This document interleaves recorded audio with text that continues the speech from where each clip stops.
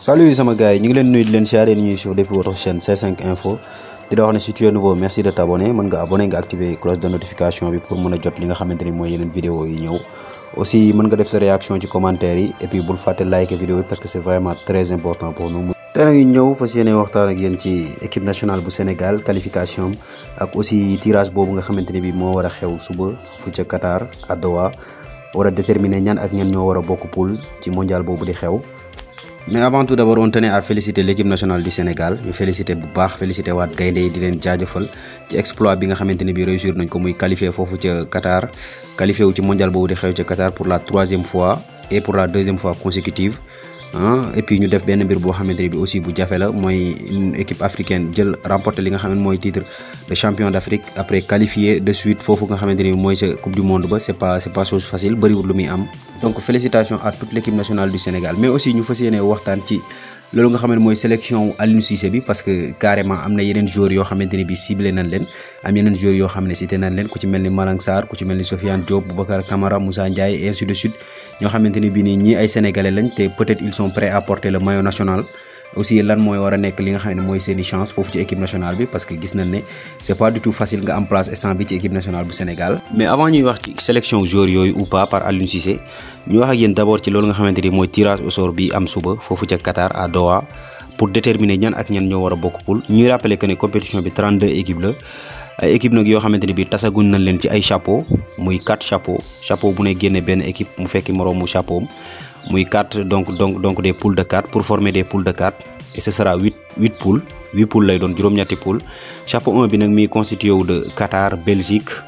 Brésil Angleterre France Argentine Espagne ak Portugal mën na ne presque ce sont les favoris ñu yokk ci benn Qatar bi nga xam ne mooy pays organisateur bi chapeau 2 bi mën nañ fa trouver Danemark Pays-Bas Allemagne Suisse Croatie Uruguay États-Unis Mexique chapeau 3 ñëw fa la Sénégal nekk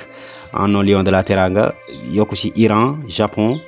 Maroc Serbie Pologne Corée du Sud ak Tunisie chapeau 4 bi ñëw indi Ghana Cameroun Canada Équateur Arabie Saoudite ak vainqueur u Pérou Australie parce que ñu rappelé ko affaire yi jeexagul éliminatoire yi donc des na zone boobu ak vainqueur u Costa Rica Nouvelle-Zélande ak dernier représentant européen bi nga xamante ne bi war nañ ko xam ci diggante Ukraine Écosse ak Pays de Galles ñuy rappelé aussi que ne Pays de Galles ak Écosse ak Ukraine dañoo joué wul li nga xamante ne mooy seen match barrage pour guerre bi nga xamante ne bi moo am foofu ca Ukraine donc loolu moo tax ba léegi Ukraine ak Écosse xamagun kan moo ci war a dajeek Pays de Galles bi nga xamante ne bi remporté na premier match barrage am. Bon bu ñu xoolee nag le tirage qui sera le plus favorable au Sénégal tirage bi nga xamante ne bi mooy gën a favorable pour ñooñu di les Lions de la Teranga bu ñu xoolee chapeau 1 mën nañu jël Qatar chapeau 2 Danemark chapeau 3 fii Sénégal nekk ñu am fa Sénégal chapeau 4 bu ñu jëlee Canada baax na ou bien Arabie Saoudite donc mën na ne un Arabie Saoudite Sénégal Qatar Danemark ce serait vraiment un pool boo xamante ne bi c'est plus que possible c'est possible parce que ñooñu ñëpp Sénégal bokkul ak ñoom chapeau te lu war a mën a nekk la. Donc ce serait vraiment favorable bu ñu amee ñooñu comme poule mais imaginez ñu am benn genre Brésil Allemagne Sénégal ak Arabie Saoudite wala boog ak Canada ce serait vraiment désolant pour les Lions de la Teranga ak li nga xamante ni bii def nañ ko mais bon ñu leen di ñaanal rek ñu tomber sur benn tirage bu xaw a favorable pour ñoom parce que vraiment c'est très important parce que coupe du monde quand même c'est un autre niveau c'est un autre level beneen niveau la donc kenn ku ci ne même favori yi sax dañuy ñaan yàlla tomber ci genre yenn poules yi pour mieux aborder leur compétition parce que compétition la boo xamante ne bi peut-être boo raté début bi rek xëy na pour nga rattraper waat du yomb parce que ce n'est que 3 matchs et 3 matchs yooyu mieux vaut nga am kook yenn équipe yu xaw a faible yi que nga am kook yenn équipe yu mag yi wala yenn équipe yu kii bi surtout boo nee équipe bu africain la ak ñu xool favoritisme arbitrage yi na mu fay demee ak yeneen situation yoo xamante ni bii nii dañ la koy imposer boo nekkee africain donc ce serait vraiment difficile boo tombé ci yenn poule yu métti donc ñu ñaanal Lions du Sénégal yi avant tout d'abord suba tirage bi am foofu ci Mexique mu nekk benn tirage favorable pour le Sénégal. bu ñu jeexalee nag ci tirage au sort bi ñu desante ak yéen toujours ci équipe nationale bu Sénégal ak sélectionneur boobu di Aliou Cissé nga xam ne il a vraiment accumulé les succès depuis mu ñëw équipe nationale bu Sénégal gis na ne il a gravi les échelons passé de quart de finale en demi-finale de demi-finale en finale de finale à remporter le trophée qualifié Sénégal 2 fois de suite foofu ca mondial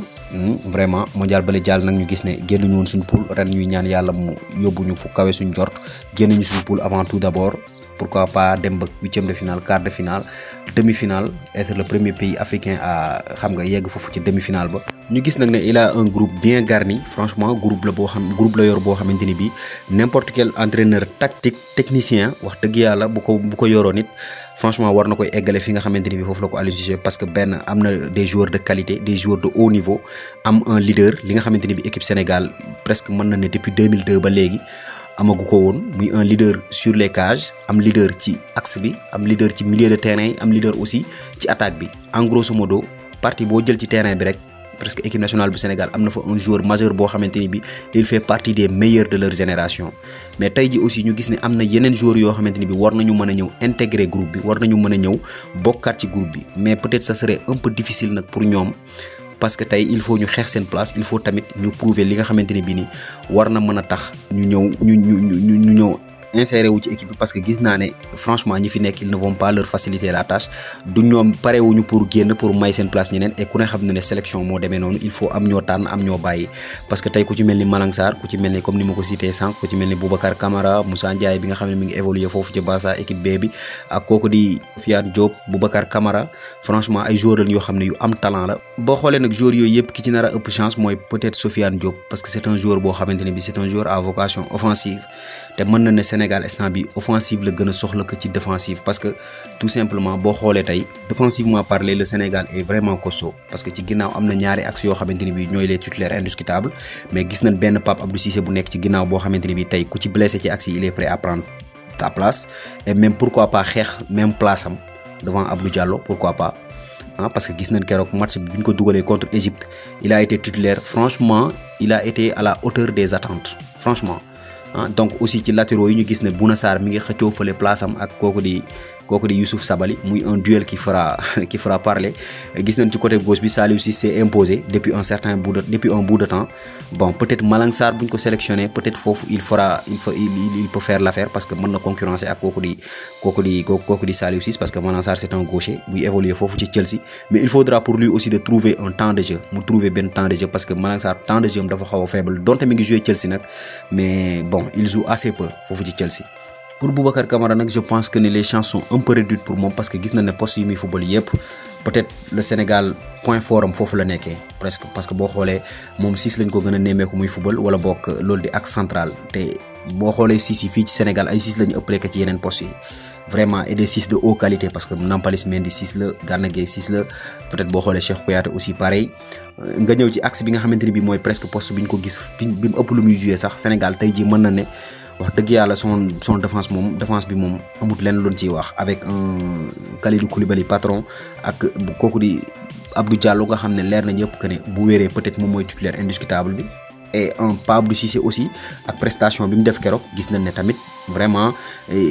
il n'est pas prêt pour céder sa place parewul sax pour joxe place am wala boog parewul pour bañ a nekk ci groupe bi nga xamante ne bii moo war a dem foofu ca Qatar. Pour Sofiane Diop nag les choses seront un peu plus faciles peut-être parce que joueur la à vocation offensive te comme niñ ko xamee ñun ñëpp Sénégal offensive yi peut-être am na ñu nekk ci banc bi ñoo xamante ni bi xëy na ils ne seront pas du voyage foofu ca Qatar parce que carrément amuñu temps de jeu ci équipe nationale bi te ñenn ñi sax amuñu temps de jeu ci seen club donc pourquoi pas bu Sofiane Diop prouver entre temps bu Sofiane Diop nekkee en forme entre temps Krépin Diatta ñëw peut-être dina am benn remue-ménage bu am ci kanam peut-être aussi mën na ne liy déterminer seen sélection wala seen non sélection fii ci équipe nationale bu Sénégal muy joueur yooyu nga xamante ne bi nii cité nañ leen mooy seen temps de jeu bi ñuy am ci seen i club ak aussi seen performance yi nga xamante ne bi def nañ ko ci diggante bi